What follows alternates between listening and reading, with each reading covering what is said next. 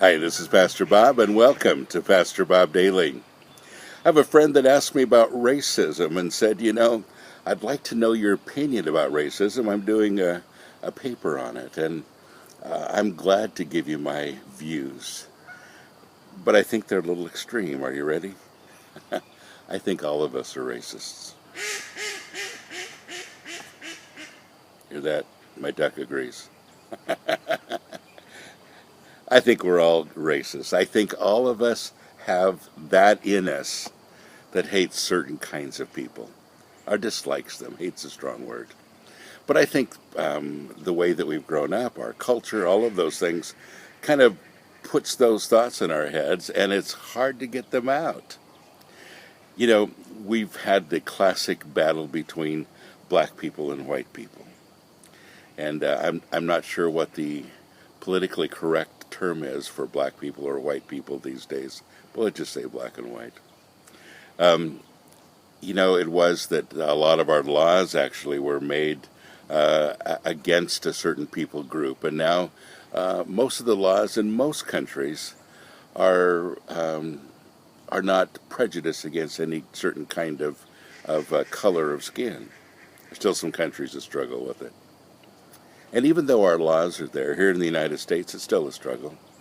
We still have black people who hate white people, we still have white people who hate black people, and it's still a struggle. You never know which one you're going to meet. It's a person that likes you or a person that's not going to like you.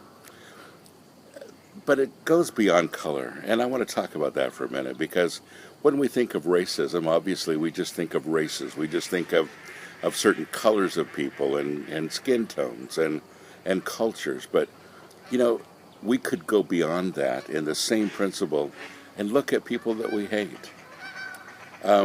Christians seem very, very good at hating homosexuals, for instance. We've justified it. We've told ourselves it's okay, and so we do. And we would be very quick to say, we don't hate the people, we just hate their sin. And yet we do a lousy job of separating them. We're still militant. We still kind of hate them, dislike them. And yet, folks, it's all a matter of people sinning differently than we do. Again, I said in a podcast not too long ago that you should concentrate on your sin.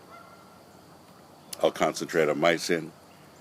And let's concentrate on loving each other instead of concentrating on each other's sins.